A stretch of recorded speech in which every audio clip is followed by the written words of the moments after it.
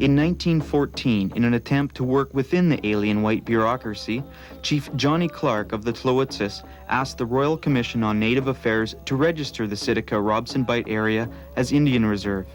Despite the recommendation for a reserve by the Indian Commissioner at the time, no reserve was granted. 3 months later, a 5,300-hectare pulp lease for the Tsitika Valley Bottom Forest was taken over by the Powell River Company, later to become part of the Macmillan-Bloedel Empire. The Tsitika take a strong public stand against proposed logging in the lower Tsitika, maintaining that they have never given up their Aboriginal title to the area and vow to stop the brutalization of the Tsitika by Macmillan-Bloedel.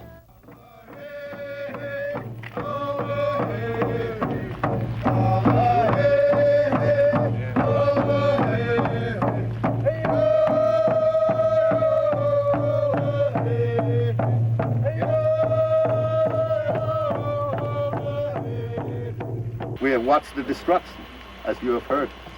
There is nothing but destruction. You are now seeing the last of the timber as we know it. And I think it's a crime and a sin for the Forest Service of British Columbia to continue to try to fool the public that this is a renewable resource. Greed is going to determine the fact that you're not going to wait much more than 100 years before you relog it. We're doing that already. So look at it. Look at the big trees that you see, what little you see left, because that's the last time you're going to see big trees, unless you go to a park. And remember, when the Forest Service tells you that we're going to have forests forever, you're going to have forests forever, but you're not going to have a forest that's going to be representative of the old growth forest that we had here now, that is now disappearing. Through default, I think the provincial government a long time ago gave away its authority and power and control of our forest over to the giant corporates like Mac and Bloedel. I'm not sure that those big companies still are good custodians or trustees of those resources that belong to all of us, including the native people in the North Vancouver Island area. We think there's a mad dash by all of the giant companies to harvest all of the primary timber. I've heard some of the colleagues here this evening saying there's nothing wrong with second growth forest, but you've got to know, and it's a basic principle, that every time you strip the integrity of the first layer, a second growth doesn't have that same integrity. Bob, trees grow back, and I see them growing back, and in the Tsitika plan, it's based on an 80-year rotation. Now, if it's done properly, you log a little bit here, you leave it, it grows, you go somewhere else, and on an 80-year rotation, we should be able to log there forever. Some of you will, but 400 of you won't, because our studies show that if you log, or if we continue to log the Tsitika at the rate that it's being logged now, and allowed for in the Tsitika management plan, the Tsitika follow-up plan, the TWRP, that, probably aptly named, that 400 loggers will not be working, because that is the rate that that is going to exceed the sustainability of the cut. Macmillan-Bloedel tells us their figures are right, and all you're doing is putting up an argument to M&B's figures. How about the point I made about standard of living versus sustainability? Like, I really want an answer for that. Like, you're more driven, in as far as I can see, my perception of the way things are going, you're more driven by the drive to maintain your standard of living as compared to some kind of sustained yield basis in the forest. Bob, I'm proud to be a logger. I'll tell you well, that. So am I. I'm proud you are. Okay? I used to log too. I used to run the steel spar last time I worked in the forest. And I'm proud of what I see happening in the Tsitika Valley. It's a model for the rest of BC. It's an integrated plan, and I see trees growing. I saw them planted when I first started there, and it's amazing how they grow. They grow too thick. They have to be thin, okay? We log an area and we plant 25%. The 75% comes back naturally, and they come back so thick that they have to be weeded. See, I started. I feel good, Bob, when I go. I started logging in the 50s too, eh? And I logged on the coast when there were A-frames, and I saw those little operators getting forced out, eh? And I saw the clear cuts begin to visualize on mountainsides, and I saw Kinka Inlet, where I'm from specifically, where we now get floods year after year that are getting more and more dangerous. And loggers and forest companies and provincial government reps are saying, but it's got nothing to do with clear cut.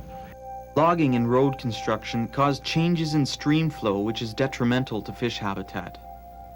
Removing forest cover on small streams increases their temperature and alters the natural stream ecology significantly.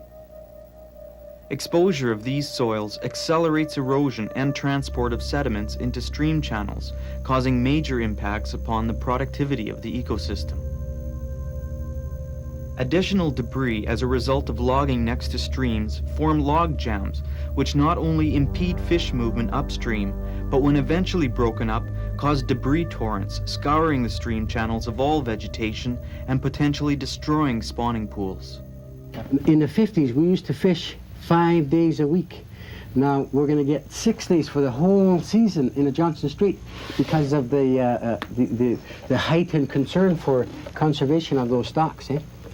So it's not all rosy. Like, I don't think the forest industry takes all the blame for the decline of those, or decimation of those numbers, but they should.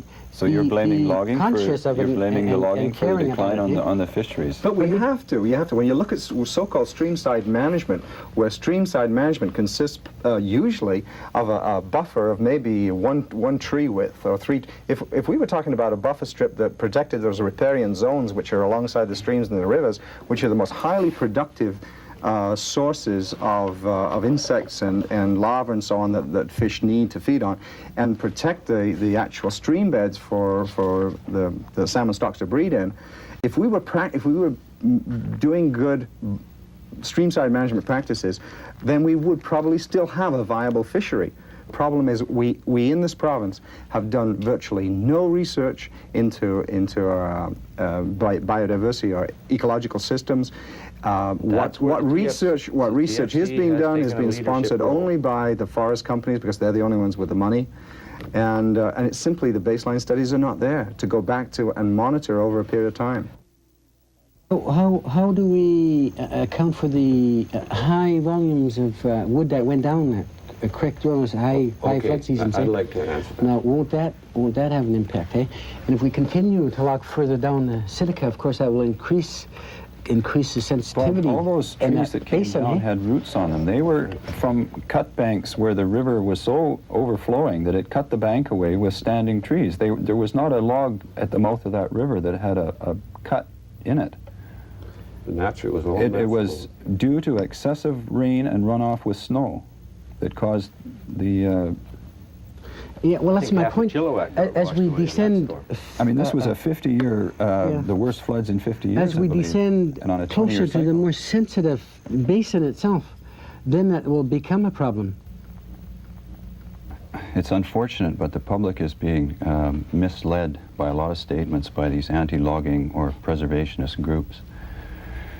Certainly about the logging practices in the Tsitika Valley, about washouts, about the damage to the Tsitika River, to the Robson Bight, to the ecological aspects of the valley, that it's going to destroy the killer whales. These are false statements that have been put out to the public. Sue, is that true? There are some real problems with the way that the logging is being handled in there, and I feel that if the Tsitika management plan is the best that we can offer right now for the new forestry that is being offered within BC, that we are really in a lot of problems because it's not good enough yet. And that's what my concern is that the logging practices have to change. And the Tsitika is important to us because it is being touted as the best logging in BC. And Steve, if that's you had the a best, response to it? I would just like to ask Susan to be more specific in what logging practices that you disagree with in the lower Tsitika. the large scale